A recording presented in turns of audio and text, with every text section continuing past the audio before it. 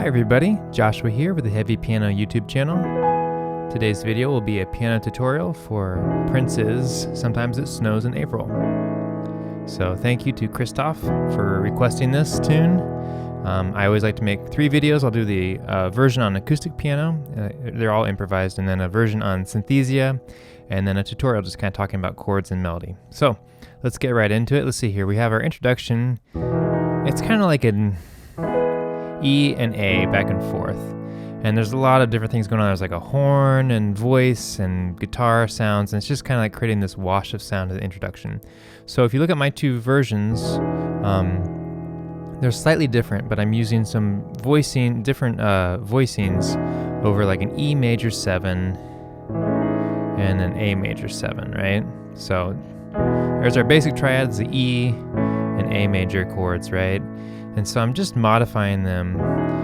What I do a lot for my my arrangements or my improvisations is I will just work on making some shapes and mess around with modifying the basic. So a basic triad, right? And I know I can add, I got my major 7 in there, I can add that. I can add a 6th. I can add like this 11 sound. It's kind of like a sus, but if I blur some notes in the middle, it's going to give it that kind of sound. I can create some blurs here. I can, stretch my chords out, spread out the notes a little more, and that changes the way it feels and sounds. But I will just kind of sit down, and this, for me, it's highly dependent on the piano and the way the piano sounds, which voicings kind of sound good, So this keyboard, I'm using a virtual piano. It's like I don't know what it is. It's probably just the Steinway D preset for Piano Tech 7. So it's going to give me certain harmonics and like a certain sound. So for me, the influence is like the notes and the chords I'll play. But my basis is over this E major 7 and A major 7. So on my upright piano, I may come up with a little bit different voicings, but I'm starting from a basic place, and I start to modify, and I move the notes around. And I'm just trying to, my goal is not to play the exact same chords, but to recreate the music, for me, emotionally, the way it feels, if that makes sense. So I'm kind of going back and forth between this E major, A major sound. There's some lines in there. There's a lot of like playing off the major 7 sound. There's kind of a nice spread out voicing. So this, you could do that for A major 7. I can change my top note, my left. That changes the flavor of it. A major 7, there's also kind of that sound, right? Where I'm like putting all the notes in the middle instead. Just some things to think about, So I'm just playing, I'm setting the stage for when I want to start the chord progression for the verses. And there's 3 chords for the verse progression.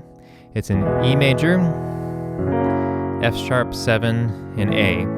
So that goes a couple times to set kind of the rhythm and the the setting of the song, and then our melody comes in over those chords.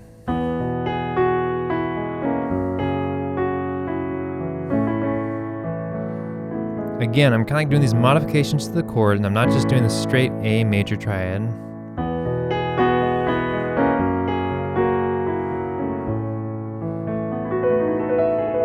Do some of those kind of like rolly things, kind of that kind of sound over the A major.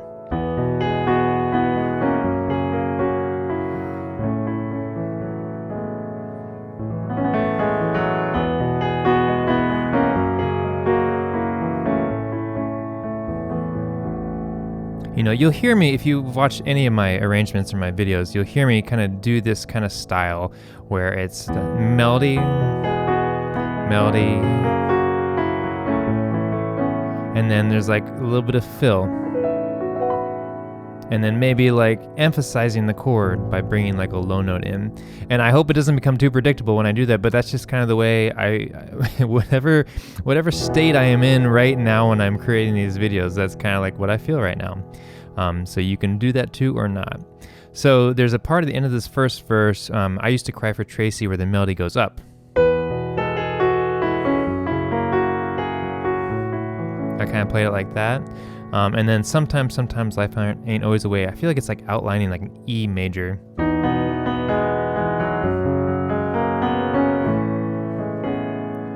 So what I'm doing is like outline the first part, the part that like the ear notices.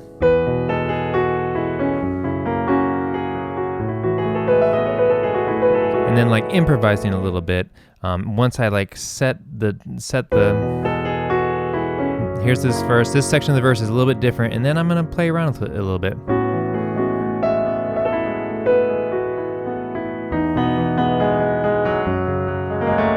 Whoa.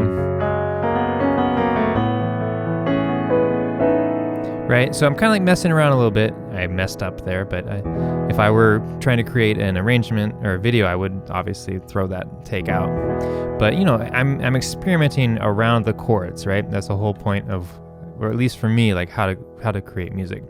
So the verses use this E, F sharp 7, and A. Let's see here, F sharp 7, A, and then coming into the chorus, we have an A major 7. So I'll go ahead and play the melody, and I'll kind of talk about what I'm doing here. And that's an E over G sharp, A major, and so we do that twice, right? And then we have A major 7. And then here it's like if you want to say G sharp 7, or C diminished. Up to you if you want to throw that G sharp in there. Going to C sharp minor, F sharp major, back to A major 7. I'm adding the 9th in there as well, you don't have to. And then this one kind of comes out of left field, right? It's cool. So we have A major 7.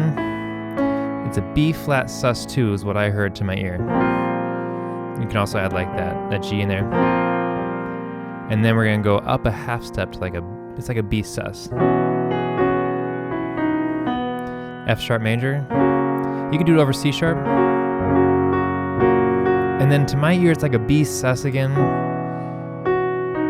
And E7, major 7.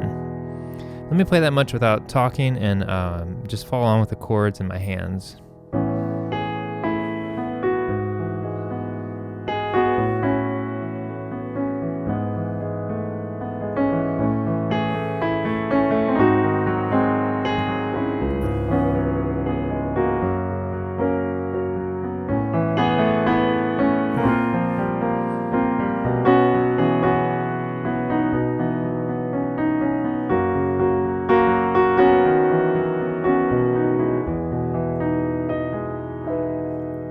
So that's kind of how I played the verse. I also brought it up the octave, you know, to kind of change it. Let's see here. Then we have another verse. Sorry, I was looking. I have a chord sheet to make sure I tell you the right thing, and then a lyric sheet as well. So sorry. Let's see here. So then we have another verse over those chords, and then we have another chorus. Then we have a short verse and chorus, and then repeating that the very last time over the F sharp. All the good things they say never last, and love, it isn't love until it's past. Just kind of repeating on the F sharp, B to E.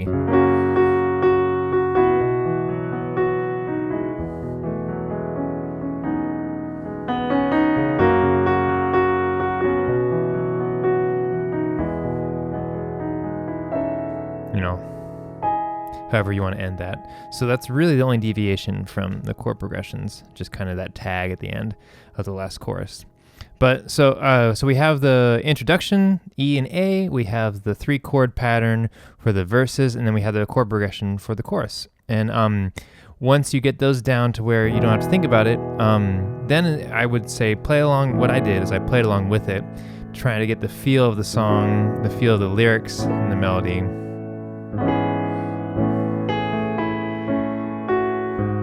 Let's hear.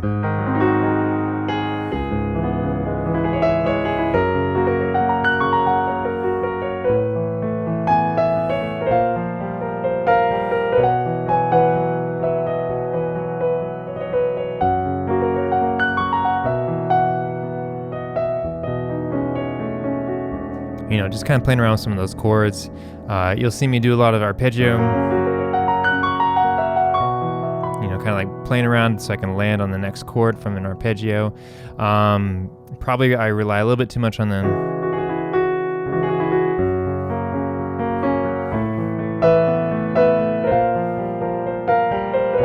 ba-da-da-dum, that little trill.